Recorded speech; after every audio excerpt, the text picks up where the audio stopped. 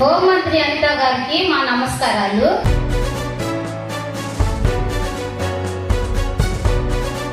వాడు సనాతన గోపి అంట. వాడన్న మాటలు ఒకసారి వినండి మీరు.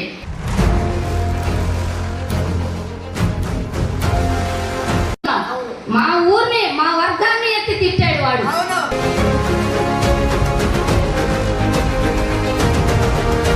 సీఎం గారు మీకు కూడా రిక్వెస్ట్ అడుగుతున్నాం,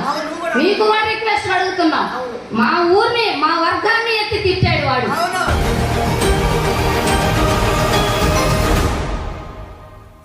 పుల్లారావు గారు మీకు నమస్కారాలు.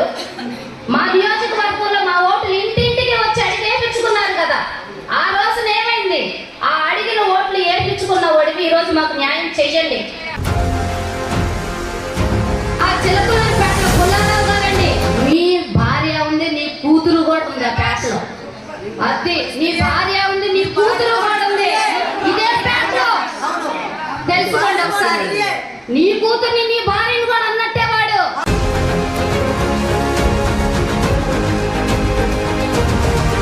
ఇవాళ రోజు మాకు న్యాయం జరగకపోతే మేము ఊరుకునేది లేదు. ఎంత దూరం వెళ్ళాలో అంత దూరం వెళ్తాం. ఎక్కడ దాకా వెళ్ళాలో మీరు చెయ్యకపోతే చేసే వాళ్ళ దగ్గరికి వెళ్తాం. అది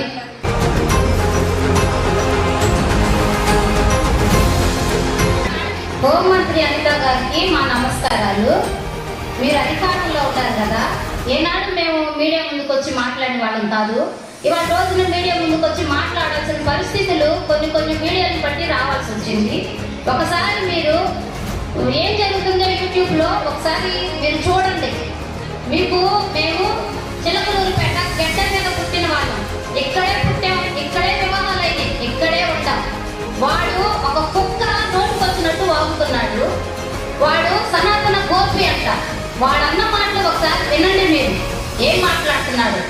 కొడుకు కాదు సార్, వాడు పక్కలేసే చిలకలూరిపేటలో ఈయన కొడుకులందరూ ఎవరనుకున్నారు? ఏ లంజా కొడుకు దెంగితే ముఖం తెలియని వీళ్ళ అమ్మల్ని ఆ దెంగితే లంజా కొడుకులు. అక్కడ లంజలకి ఫేమస్ కదా చిలకూరుపేట, లంజలకి ఫేమస్ కదా చిలకూరుపేట, లంజలకి ఫేమస్ కదా చిలకూరుపేట, లంజలకి ఫేమస్ కదా చిలకూరుపేట. ఒక 20-30 సంవత్సరాలు 40 సంవత్సరాలకి వీళ్ళ అమ్మలు అలా దెంగించుకుంటే పుట్టిన బేవస్ లంజా కొడుకులు నా కొడుకులందరూ కూడా. వీళ్ళకి ఏమి చదువు సంధ్యలు లేక నా కొడుకులు ఇష్టం వచ్చినట్లు వ్యభిచారం చేస్తూ దొంగతనాలు చేస్తూ దొంగోళ్ళని పట్టుకుంటుంటే నా కొడుకుల్ని జైల్లో వేసి గుద్దంతా పగలు దెంగితే మేరీ విగ్రహం గుణదల్లో ఉంది. ఆమె చీర కట్టి జాకెట్ వేసి పెట్టారు. ఆ మేరీ జాకెట్ ఇప్పి గుణదల్లో ఉన్న మేరీ జాకెట్ ఇప్పి దాని చీర ఇప్పి వెనక బొక్క పెట్టుకొని సెక్స్ చేస్తాయి. ఇప్పుడు మేరీ విగ్రహం గుణదల్లో ఉంది. ఆమె చీర కట్టి జాకెట్ వేసి పెట్టారు. ఆ మేరీ జాకెట్ ఇప్పి మేరీ రేప్ చేస్తాం సార్ వాళ్ళ అమ్మని. ప్రతి ఒక్క స్త్రీ, ఒక క్రైస్తవులని కాదు, ఒక అన్యులని కాదు, ఒక ముస్లింస్ అని కాదు, ప్రతి ఒక్కరిని లకార్లని తిడుతున్నాడు వాడు. నువ్వు కూడా సాటి స్త్రీవేగా. వాడు మాట్లాడే మాటలు ఒకసారి వినండి. ఎక్కడో ఎవరో సేవకుడు ఒక మల్లెపూల గురించి మాట్లాడితే దాన్ని పదే మాట్లాడి ఆయన చర్య తీసుకుంటానంటున్నారు కదా.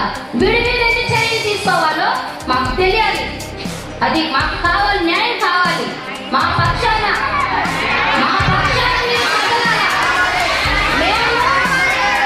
మేము ఓట్లేసి మిమ్మల్ని గెలిపించుకున్నది ఊర కాదు. పుల్లారావు గారు మీకు నమస్కారాలు. మా నియోజకవర్గంలో మా ఓట్లు ఇంటింటికి వచ్చి అడిగి వేయించుకున్నారు కదా. ఆ రోజున ఏమైంది? ఆ అడిగిన ఓట్లు ఏపించుకున్న ఓడికి ఈ రోజు మాకు న్యాయం చెయ్యండి. నువ్వు కూడా పేటలో ఉన్నవాడివేగా, నీది కూడా చిలకలూరిపేటేగా. చిలకలూరిపేట గడ్డ మీద పుట్టిన వాళ్ళం మేము. మమ్మల్ని అంటే మాత్రం ఊరుకునే ప్రసక్తి లేదు. అన్నవాడు ఎవడో మాకు వచ్చి క్షమాపణ చెప్పాలా అంతే. పేటలో ఉన్న ప్రతి స్త్రీకి వాడు క్షమాపణ చెప్పాలి.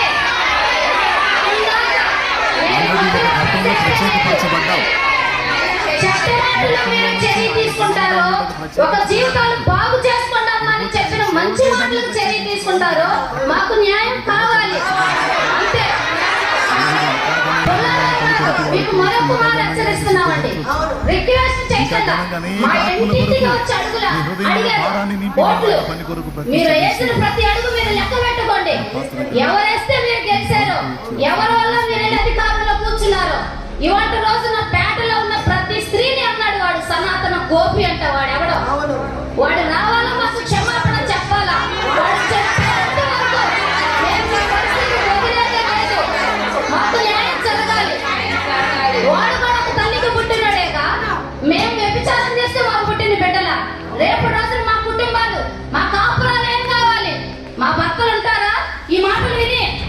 మా భర్తలు మా కాపురాలు ఉండాలా వద్దా?